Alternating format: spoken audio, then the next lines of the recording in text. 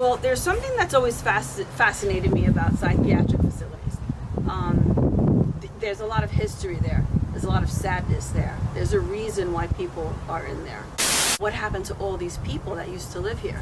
What happened to them? Where are they?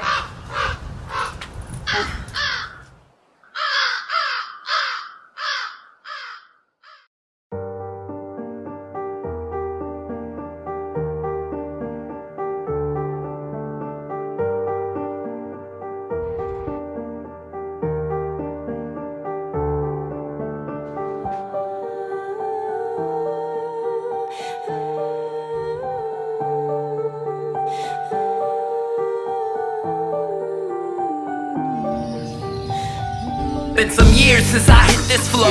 Been down a different road. The only path I get to go, I've chose to ride, come on let's go. I know this flow's demonic, so if I'm honest then I told you so. You all try to doubt me, but if I'm counting then I'm going gold. I'm King Midas to these titans. When I'm writing then I go for broken. Psycho bad like Michael, more like Robin when I hold the rope. And Tyson when I'm fighting on my demons till I overdose. And semen starts to creeping while I'm dreaming, so I hold my nose. Then I pick back up like zip zap tuck, quick facts, I spit raps, never been one, never did run, get spun, in fact, only time.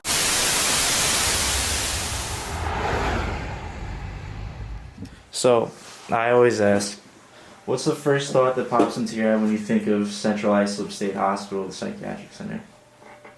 My attitude's a little different because I've done a lot of the history of it and the background of it, and I always refer to it as a community of caring and a caring community. It is not what everybody thought it was, and that's one of the major themes I think that it should be in history, that it was not a horrible place. The city of New York had a series of hospitals, some of which were on what we now call Roosevelt Island, was Randall's Island, it was all sorts of different names over the years, Blackwell's Island for a while.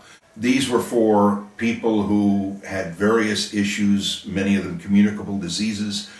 Others are people with serious chronic diseases or even some with mental issues.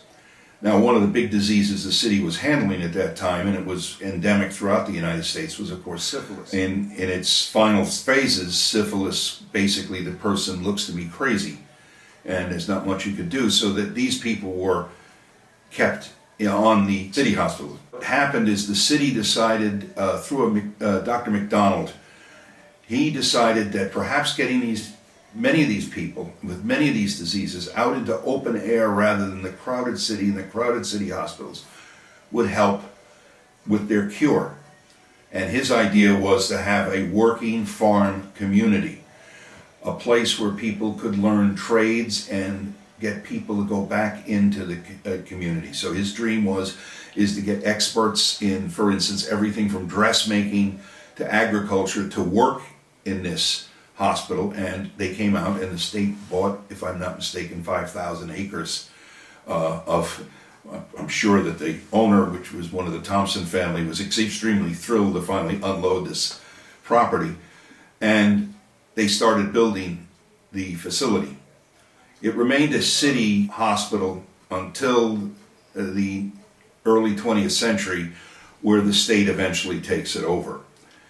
It was a self-supporting hospital. It was meant to be that way. It stayed that way, I think, close to just the end of World War II in there somewhere. They produced their own produce. They even sold some off. It was a community to live in. Now, what happened eventually is that when the state started coming in, they brought a large number of employees out to live there. And of course they built homes, and you can go up there and hidden on the streets and all, or some of these, there's even a couple of small places that were used as farms, and some of them blacksmith shops and everything else that supported the community. But even into the latter part of the 20th century, it was a great place to live. You had baseball games at the stadium. You had, various and sundry things going on at the hospital, the movie theater, all sorts of things that families and so forth could use. So it was a place people wanted to live. If they get a job at a hospital, there was a nurses' school up there that produced a large number of nurses. And there was labs. For instance, one of the things people do not know about CI State Hospital is that the cure for syphilis and the treatment for syphilis was actually worked out there. They were the ones that isolated the spirochete that causes syphilis. So that was a major breakthrough, because without that, World War II would have been also a tragedy in other ways besides just the number of people who died. There would have been a lot of diseases that came out of the research that they did there. But what's the first thought that pops into your head when you think of Central Islip Psychiatric Center? It was family. There was a lot of people that worked there that were related. Mother, father, sister, brother, aunts, uncles, cousins, etc. And we were very close-knit and tight-knit group of people. For me, nightmare. My mother worked there, my father worked there, so I got a job there after high school. I was 18 years old. I went through the training and I worked for a short period of time, maybe a couple months, really. My neighbor across the street from me had worked there. I was living in East Brentwood at the time, and the surrounding communities of Central Islip, as well as Kings Park and Pilgrim, were basically company towns. So there was a lot of people employed there in the local towns. So I had 4 neighbors that worked in the facilities, and one of those 4 worked in CI and knew I was looking for work and suggested I take the civil service examination, and which I did. And then I got a call shortly thereafter. They had a major hiring push during the late 70s, up until the mid 80s, because there was a large turnover in staff because staff was aging out and they needed, a lot of people. And we were very, very well staffed on the wards back those days. How would you describe the atmosphere of the wards at CI? For me, it was always tense. Now, that could be because I was young, but I don't think so. This was before, all the drugs now that treat schizophrenia, depression, all those things. And the only psychiatric drug that I remember would be Thorazine, and they gave it quite freely.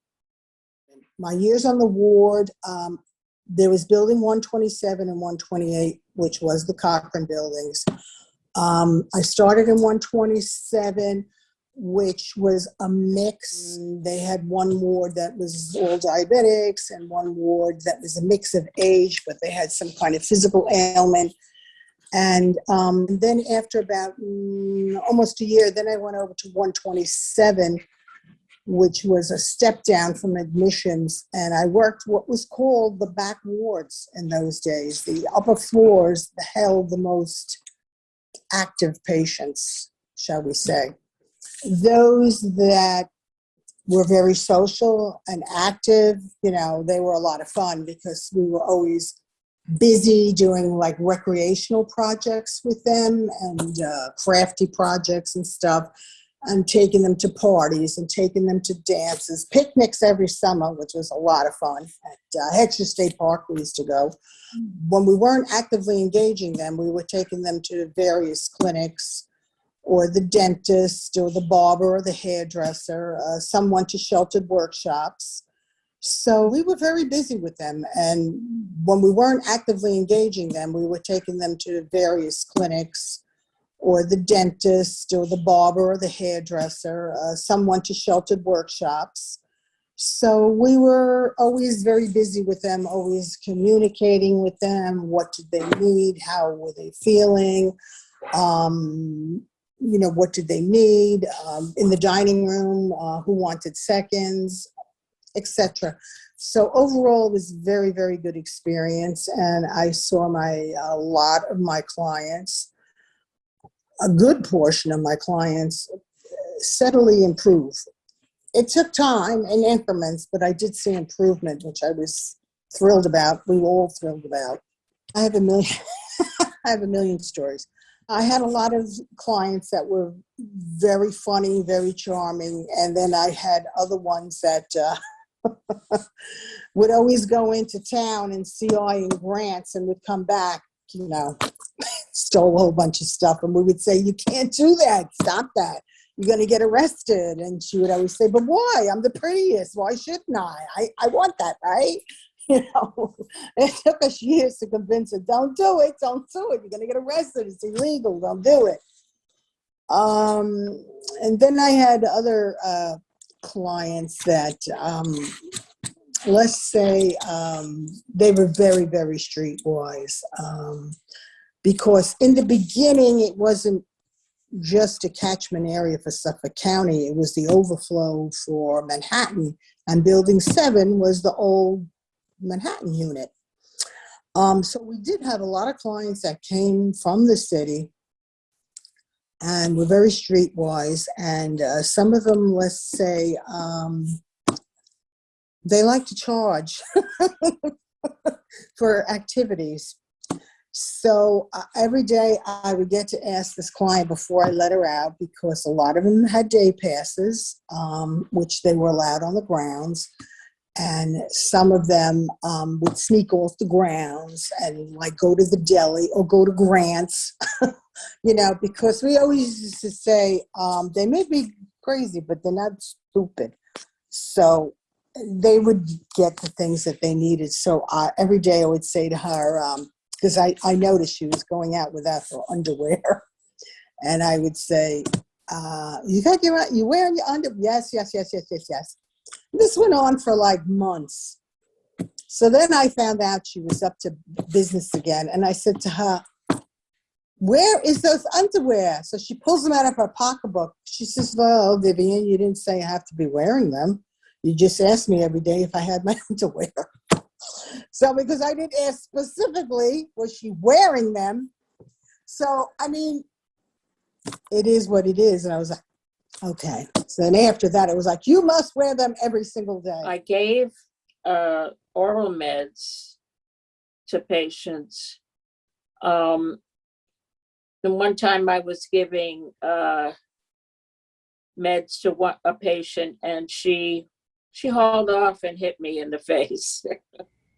And what happened was the other two attendants that were there took her aside and beat on her, which I thought was just horrible. I'll never forget that. And I was always trying to size up what was going on and trying to predict by if patients started fighting, you knew there was going to be a bit of a rumble and the nurse would come and medicate them. There was one time I was walking patients down to the dining room, and on the way there, in the corner, not being observed by anybody, was a young girl in a straitjacket, and blood all over her straitjacket. She had blood on her face. These scenes in your mind, they really stick. The mistreatment was terrible. And I heard stories of one of the nurses that worked there. I guess a patient got out of hand, so he stepped on the patient. He stood on the patient. They said they could see footprints on him, and that patient died.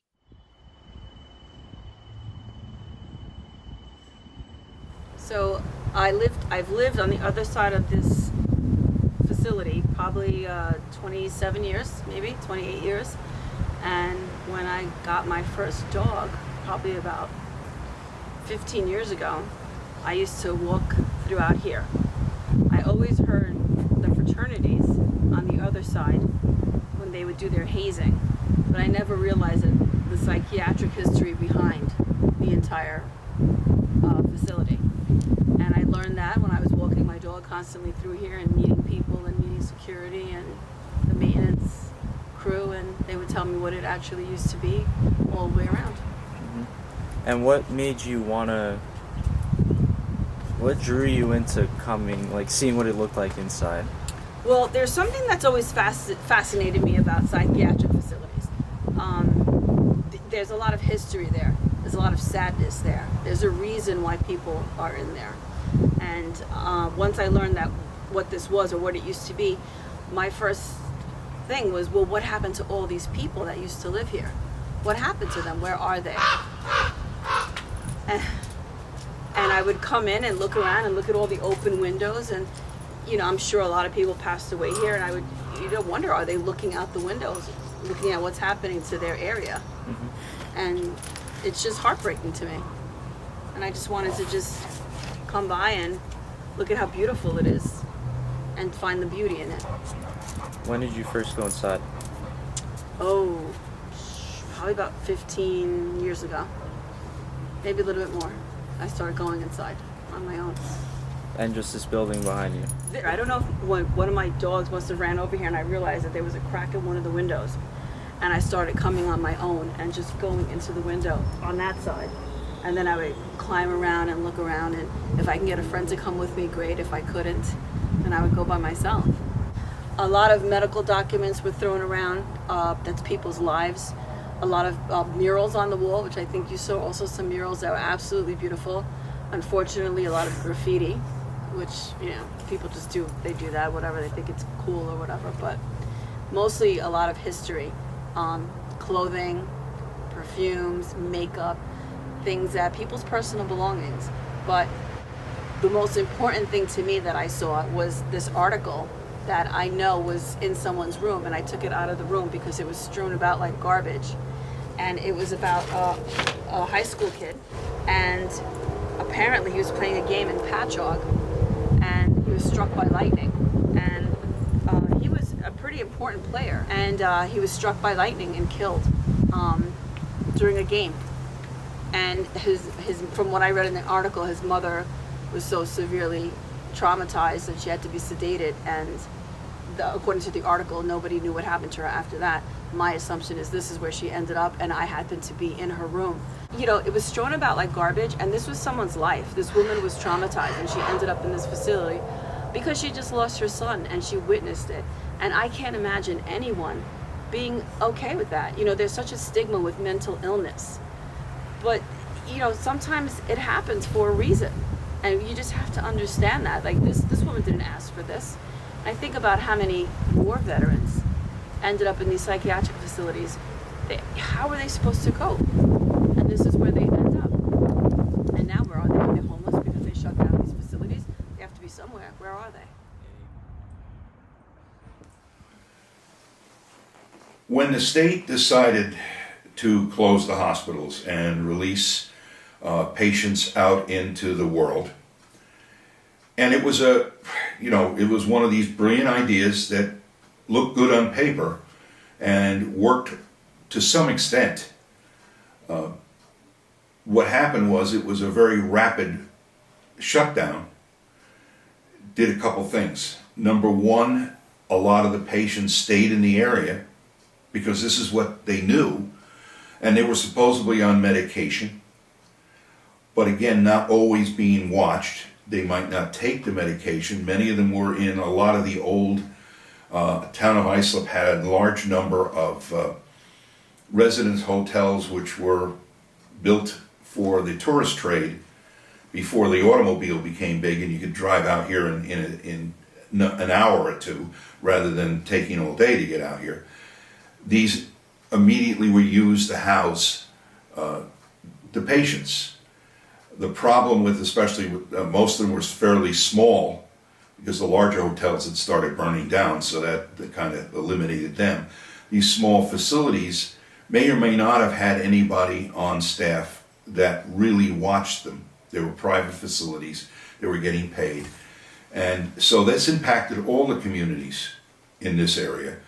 I know I had personal issues with some of it because some of the patients, you didn't blame them, they were just released on the community. Stony Brook University started up a project to work with them, and eventually even the places that were allowing them, that we had a number of churches that allowed them in, had to have them leave, because even with the large number of students watching the patients, they would forget their medication, they would leave it there, and there was very little control. That's one issue. The other big issue was, you own a very nice house in Central Islip. You have been used to having a state job. The state did move people around. But again, the community kind of imploded eventually because the big employer was gone. Many of the people's skills were medical, so they would have had to leave to go to other hospitals, other state hospitals, either upstate or the remaining, for a while, Kings Park remained open, and then Pilgrim State remained open, but they needed a lot less people.